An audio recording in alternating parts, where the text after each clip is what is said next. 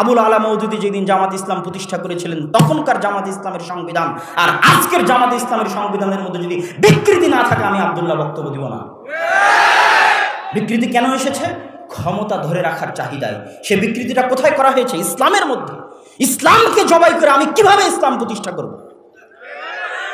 যদি ইসলাম কোনোদিন প্রতিষ্ঠা করতে হয় 100% ইসলাম প্রতিষ্ঠা করতে হবে, নো কম্প্রোমাইজ। হয় ক্ষমতা আসবে না হয় ক্ষমতা আসবে না, ক্ষমতা দেওয়ার মালিক আল্লাহ, কিন্তু 100% উলুহিয়াত রাখতে হবে আল্লাহ। আল্লাহর উলুহিয়াতে সরিষা সমপরিমাণ কম্প্রোমাইজ করে আহলে হাদিসরা ক্ষমতায় যেতে রাজি নয়।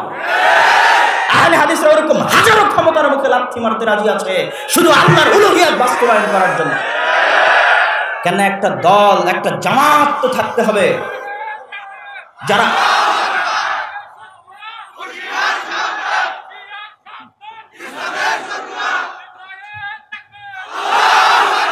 কেননা একটা জামাত তো থাকতে হবে যারা ইসলামকে অবিকৃত রাখবে।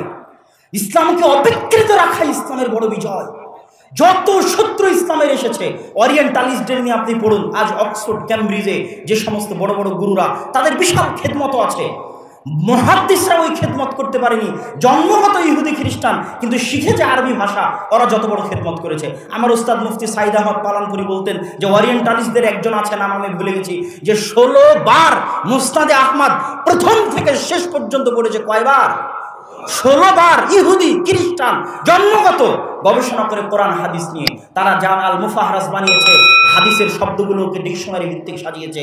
মানে নিয়াত, নিয়াত শব্দ লেখার পর লিখেছে যে নিয়াত শব্দটা আবু দাউদে এত নাম্বার হাদিসে আছে, নিয়াত শব্দটা তিরমিজিতে এত নাম্বার হাদিসে আছে, নিয়াত শব্দটা ইবনে মাজাতে এত নাম্বার হাদিসে আছে। এই ডিকশনারি কোনো মুসলমান আহলে হাদিস, মুসলমান মুহাদ্দিস তৈরি করেনি, ওরিয়েন্টালিস্ট ইহুদি খ্রিস্টানরা তৈরি করেছে। কেন? তারা চেয়েছে ইসলামের মধ্যে বিকৃতি ঢুকাতে। একটা ধর্মের অবিকৃত থাকাই ওই ধর্মের আসল বিজয়। আর আদিকাল থেকে আজ পর্যন্ত আহলুল হাদিসদের 100% টার্গেট ছিল, 1 নাম্বার প্রায়োরিটি ছিল অবিকৃত ইসলাম চাই, বিকৃত ইসলাম চাই না। জাল জয়ীফ হাদিস ভিত্তিক ইসলাম চাই না, সহিহ হাদিস ভিত্তিক ইসলাম চাই। শিরক বেদাত যুক্ত ইসলাম চাই না, শিরক বেদাত মুক্ত ইসলাম চাই। তাতে যদি দেহের রক্ত দেওয়া লাগে তো দিতে রাজি আছি। আহমদ বিন হাম্বল রক্ত দেয়নি, শাইখুল ইসলাম ইবনে তাইমিয়া রক্ত দেয়নি। শাইখুল ইসলাম ইবনে তাইমিয়াকে জেলখানায় বন্দী করে আহলুল হাদিসদের কণ্ঠকে কি রোধ করা গেছে? আহমদ বিন হাম্বলকে বাগদাদের রাস্তায় উল্টা করে ঘুরিয়ে আহলুল হাদিসদের কণ্ঠকে কি রোধ করা গেছে? ইমাম মালিককে পিটিয়ে তার ফতোয়া থেকে কি তাকে সরানো গেছে? যায়নি।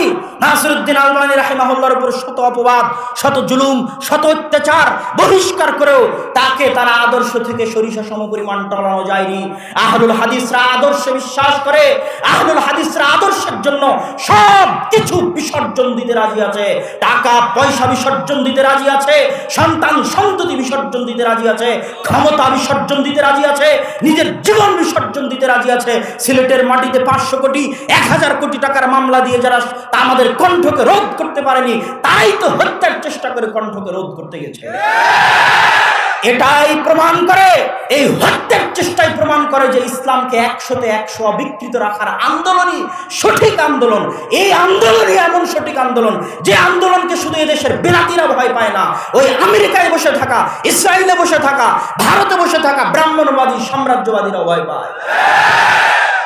কেননা তারা টাকা দিয়ে, ধোঁকা দিয়ে, লোভ দিয়ে, লালসা দিয়ে অন্যদেরকে পরিবর্তন করতে পারে, কিন্তু আহলে হাদিসদের পরিবর্তন করতে পারে না। এটাই সমস্যা। সম্মানিত উপস্থিতি, এই জন্য আমি আমার বক্তব্যে যেটা বুঝাতে চেয়েছি, সংক্ষিপ্ত সারমর্ম কথাই, এত বিস্তারিত এখানে বলার মতো সময় নেই, বক্তব্য শেষ করে দিতে হবে। আসল কথা হচ্ছে লা ইলাহা ইল্লাল্লাহর অর্থ বুঝতে হবে এবং আহলুল হাদিসরা কি চায় সেটা পরিষ্কার বুঝতে হবে। ক্ষমতা চায় না এই কথা অসম্ভব, ক্ষমতা আমরা চাই, কিন্তু কোনো প্রকার কম্প্রোমাইজ করে নয়। ক্ষমতা আমাদের টার্গেট নয়, আমাদের টার্গেট আল্লাহর উলুহিয়াত। আল্লাহর উলুহিয়াতের সাথে কোনোদিন যদি আল্লাহ সুবহানাহু ওয়া তাআলা ক্ষমতা দেয় তাহলে আমরা ক্ষমতায় যাব ইনশাআল্লাহ, কিন্তু আল্লাহর উলুহিয়াতে সরিষা সমপরিমাণ কম্প্রোমাইজ করে আমরা ক্ষমতায় যেতে রাজি নই। আল্লাহ সুবহানাহু ওয়া তাআলা যেন আহলুল হাদিসদের তাদের আদর্শের উপর, তাদের আকীদার উপর মরা পর্যন্ত অবিকৃত, অটল এবং অবিচ্যুত রাখে। আল্লাহুম্মা আমিন।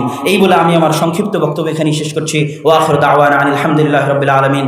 আসসালামু আলাইকুম ওয়া রাহমাতুল্লাহি ওয়া বারাকাতুহু।